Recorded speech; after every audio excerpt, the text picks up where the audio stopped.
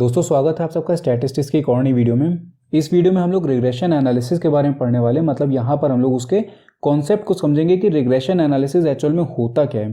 ठीक है, लास्ट वाली जो वीडियो थी वहाँ तक हम लोगों ने अपना कोरिलेशन वाला पार्ट कंप्लीट कर लिया था।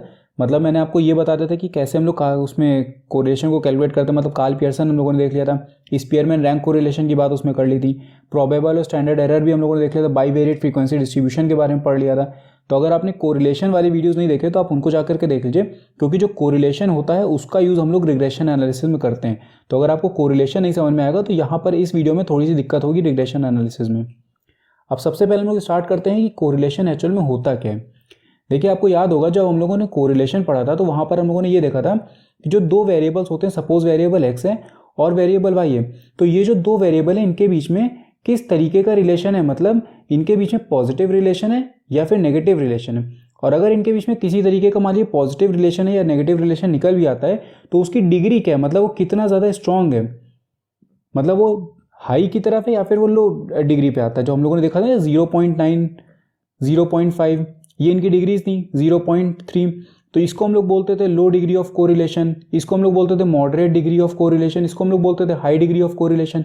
तो वहाँ पर हम लोगों ने ये देख लिया था कि जो एक्स और वाई है उनके बीच में क्या रिलेशन है, किस तरीके का रिलेशन है, पॉजिटिव है नेगेटिव है, क्या डिग्री उसकी आ रही है, मतलब हाई कोरिलेशन का है, हाई कोरिलेशन है, या फिर उनके बीच का जो रिलेशन है वो थोड़ा सा उस पर लो लेवल पे आ रहा है। तो ये हम लोगों ने कोरिलेशन में देखा था। जब रिग्रेशन की बात करते हैं, मान लीजिए जैसे एक्स और वाई है, या एक्स और वाई को हटा के हम लोग एक प्रैक्टिकल एग्जांपल लेते हैं, प्राइस और डिमांड की बात करते हैं। मान लीजिए प्राइस और डिमांड दिया, अब हमको ये पता है कि जो प्राइस और डिमांड होते हैं इनके बीच में इन्वर्स रिलेशन होता है, मतलब जब प्राइस इंक्रीज करेगा तो डिमांड जो है वो गिरेगी, जब प्राइस गिरेगा तो डिमांड जो है वो इंक्रीज करेगी। तो यहाँ पर अगर मान लीजिए मैंने प्राइस आपको दे दिया, जब 15 रुपीज़ का प्राइस था तो जो डिमांड आपकी आ रही थी वो 40 यूनिट्स की आ रही थी। जब प्राइस आपका बढ़ करके 18 हुआ तो आपकी डिमांड ऑब्वियस ही बात है कि गिरेगी, तो डिमांड आपकी मान लीजिए हो गई 35। उसके बाद आपकी जो डिमांड ये प्राइस था वो और बढ़ा तो आपका प्राइस हो गया मान लीजिए 20, तो सीधी सी बात है कि डिमांड और ज़्यादा गिरेगी। तो डिमांड मान लेते हैं इस बार हो गई 33। तो ये हमको पता है कि इनके बीच में इन्वर्स रिलेशन है, तो प्राइस अगर गिर रहा है या प्राइस अगर बढ़ रहा है तो डिमांड को उसका इम्पैक्ट आएगा। लेकिन अब मान लीजिए अगर मैंने यहाँ पर आपको दे दिया कि प्राइस जब 30 रुपीज़ का होगा तो आपकी डिमांड कितनी होगी। ठीक है, तो जब अगर मैंने ये चीज़ पूछ ली आपसे, या फिर मैंने कहा कि अगर आपको मान लीजिए अपने प्रोडक्ट की जो डिमांड है वो आपको 100 यूनिट्स करनी है, तो 100 यूनिट्स की डिमांड करने के लिए आपको कितना प्राइस रखना पड़ेगा। तो आई जगह हम लोगों ने बात करी कि प्राइस जब 30 रुपये हुआ तो डिमांड कितनी होगी। दूसरी जगह हम लोगों ने ये कहा कि जब डिमांड अगर आपको 100 यूनिट्स की आपको रखनी है तो आपको प्राइस कितना रखना पड़ेगा वहाँ पे। तो ये चीज़ हम लोग किससे पता लगाते हैं, ये चीज़ हम लोग पता लगाते हैं रिग्रेशन एनालिसिस से। तो रिग्रेशन एनालिसिस से हम लोग क्या करते हैं, एस्टिमेट करते हैं अपने वेरिएबल की वैल्यू को। मतलब यहाँ पर एक सीधी सी बात है कि एक वेरिएबल कैसा होगा, एक वेरिएबल डिपेंडेंट होगा और एक वेरिएबल कैसा होगा, इंडिपेंडेंट होगा। मतलब जो डिपेंडेंट वेरिएबल है उसकी वैल्यू हम लोग एस्टिमेट कर सकते हैं on the basis of independent variable. अब इसके हिस्ट्री की अगर कुछ बात करें तो ये सबसे पहले किसने यूज़ किया था रिग्रेशन एनालिसिस को, तो यहाँ पर एक नाम दिया हुआ है सर फ्रांसिस गैल्टन। इन्होंने यूज़ किया था 1877 में। इन्होंने एक स्टडी करी थी हाइट ऑफ पेरेंट्स और उनके ऑफस्प्रिंग के बीच, मतलब जो पेरेंट्स और उनके बच्चे होते हैं उनकी हाइट के ऊपर उन्होंने स्टडी करी थी। जैसे हम लोग नॉर्मली भी देखते हैं कि जो पेरेंट्स अगर लंबे होते हैं तो उनके बच्चे भी कैसे होते हैं, लंबे होते हैं। तो उन्होंने ये एस्टिमेट किया था कि अगर पेरेंट्स की हाइट लंबी है तो उनका क्या इम्पैक्ट पड़ेगा उनके बच्चों की हाइट पे। तो उस स्टडी में उन्होंने रिग्रेशन एनालिसिस का यूज़ किया था।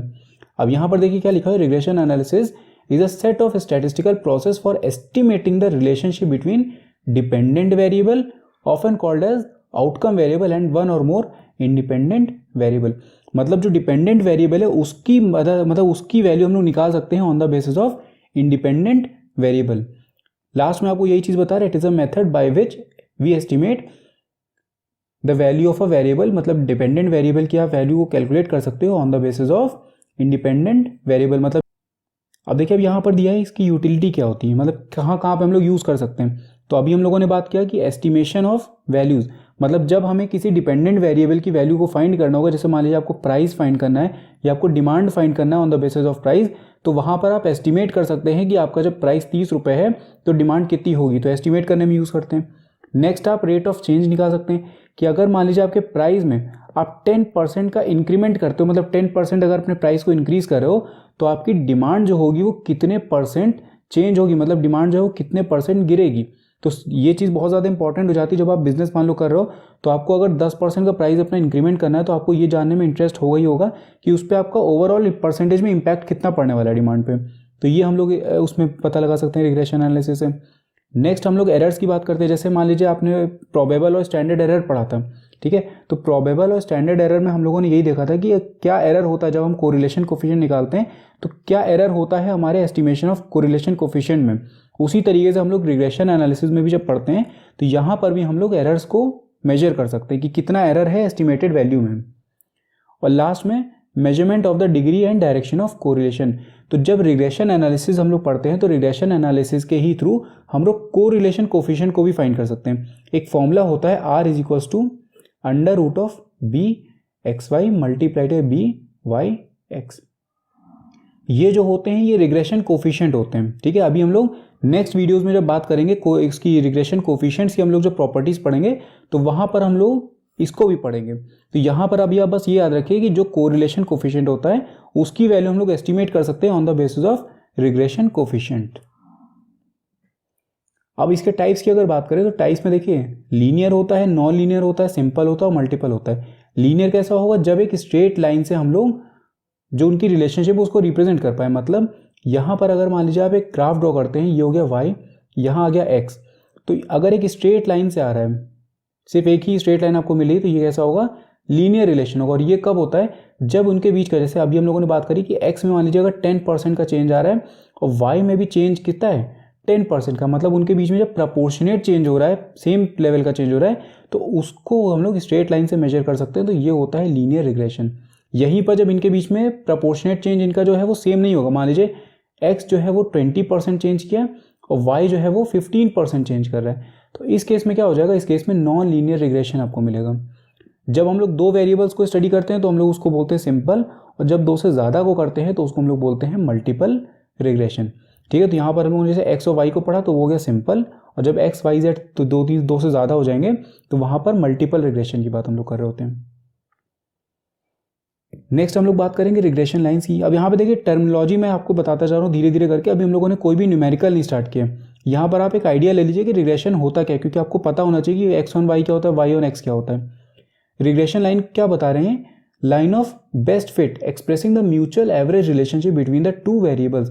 जैसे अभी हम लोगों ने कर्व ड्रॉ किया, एक सेकेंड, ये थोड़ी सी लाइन टेढ़ी हो गई, ये ठीक है। यहाँ पर मान लीजिए y लिया, यहाँ पर x लिया, तो जब हम लोग इसको प्लॉट करेंगे तो इस तरीके की मान लीजिए डॉट्स हम लोगों को मिल रही प्लॉट करने पे, तो एक लाइन अगर हम लोग इनके बीच से पास कराते हैं ये, तो ये क्या होगी, ये होगी हमारी रिग्रेशन लाइन। इसको हम लोग बोलते हैं लाइन ऑफ बेस्ट फिट, मतलब इन डॉट्स के बीच में से सबसे क्लोज होकर के एक लाइन सी स्ट्रेट पास होती है, ये होती है रिग्रेशन लाइन, यहाँ पे लाइन ऑफ बेस्ट फिट, मतलब इनके बीच के रिलेशन को दिखा रही है। अब अगर आपके पास में दो वेरिएबल हैं तो दो वेरिएबल का मतलब है कि आपको दो लाइन्स मिलेंगी, दो रिग्रेशन लाइन्स होंगी। एक होगी आपकी regression line of x on y और एक होगी y ऑन x। अब ये क्या है होता है x ऑन y और y ऑन x। देखिए जैसे मान लीजिए x दिया है और y दिया हुआ है, यहाँ पर x की वैल्यू है 15, इसकी वैल्यू हो गई 20, इसकी हुई 18, इसकी हो गई 25। यहाँ पर मैंने कहा कि जब x की वैल्यू होगी 20 तो y की वैल्यू क्या होगी, जब यहाँ पर x और y के बीच में रिलेशनशिप है, ये हम लोगों को पता चलेगा कोरिलेशन से। अब अगर मान लीजिए x की वैल्यू आपको गिवन है, x की वैल्यू मान लीजिए दी हुई 20 और y की वैल्यू मैंने पूछी कि कितनी होगी, तो जब आपको गिवन वैल्यू दी हुई है x की और y की आपसे मैं पूछ रहा हूँ, तो इसका मतलब y जो है वो कैसा है, y डिपेंड्स ऑन x, मतलब x के बेसिस पे हम लोग किसकी वैल्यू फाइंड कर रहे हैं, y की वैल्यू फाइंड करें, तो x डिपेंड्स ऑन ये y डिपेंड्स ऑन x, यानी कि ये क्या होगा y ऑन x, इसको हम लोग शॉर्ट में बोलते हैं y ऑन x। तो ये वाली क्या हो जाएगी, जैसे ये सेकंड वाला आपको दिख रहा होगा, y for a given value of x, जहां पर y जो होगा वो डिपेंडेंट वेरिएबल होगा और x जो होगा वो कैसा होगा, इंडिपेंडेंट वेरिएबल होगा। तो यहाँ पर जो रिग्रेशन लाइन बनेगी वो कैसी होगी, y ऑन x।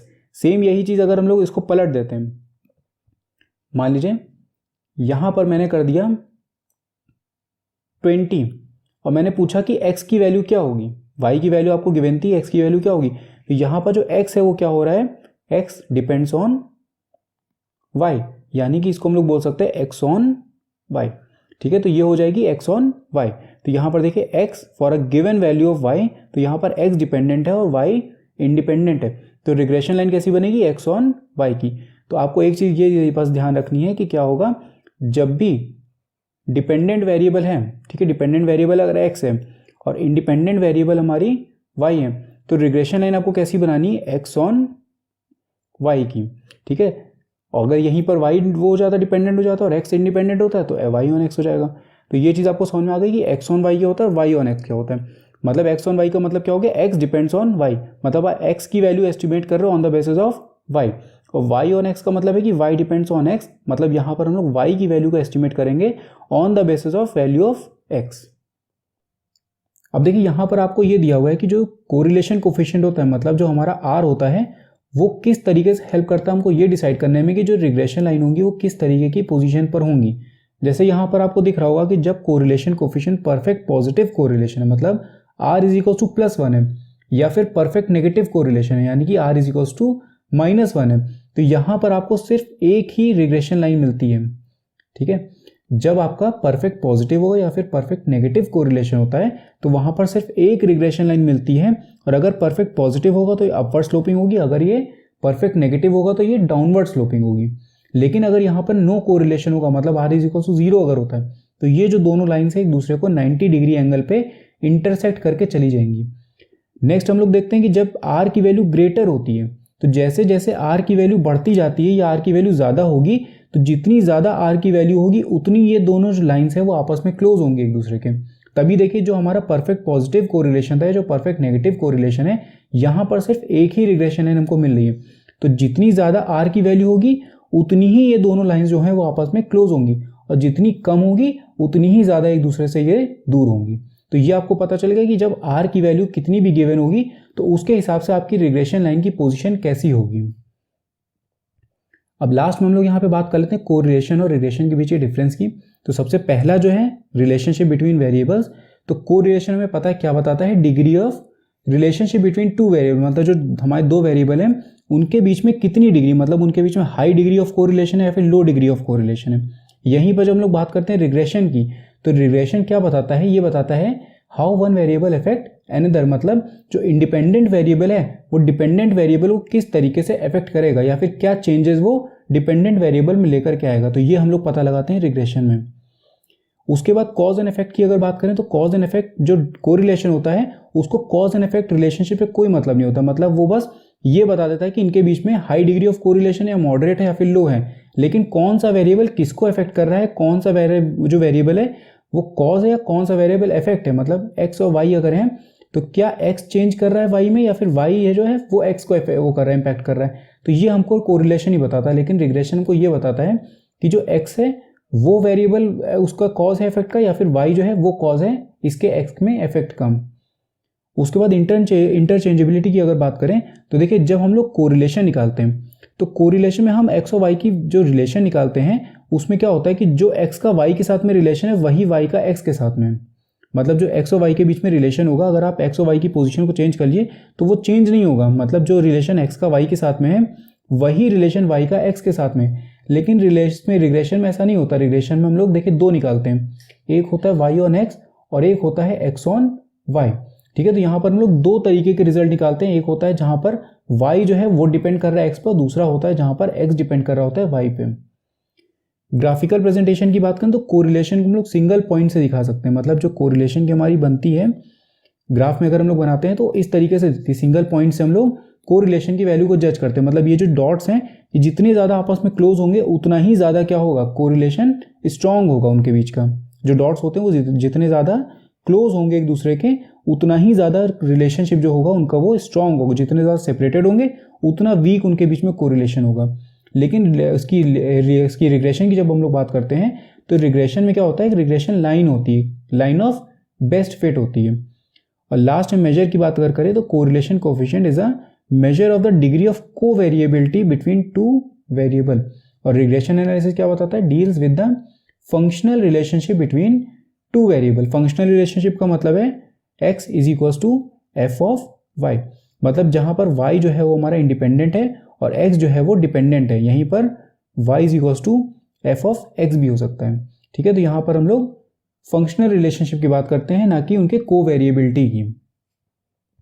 तो तो हम लोगों ने अभी बस इंट्रोडक्शन देख लिया कि मतलब रिग्रेशन क्या होता है, उसके पूरे कॉन्सेप्ट हम लोगों ने समझ लिया है। कोई भी तरीके का आपको डाउट हो आप कमेंट सेक्शन में जाके बता सकते हैं, तो डिस्क्रिप्शन में टेलीग्राम का लिंक मैंने दिया है, वहाँ पर आप टेलीग्राम पे भी मुझसे मैसेज करके पूछ सकते हैं। अगर वीडियो पसंद आए तो उसको लाइक करना मत भूलिएगा, चैनल को सब्सक्राइब कर दीजिएगा। मैं मिलता हूँ अब आपसे नेक्स्ट वीडियो में। Thank you.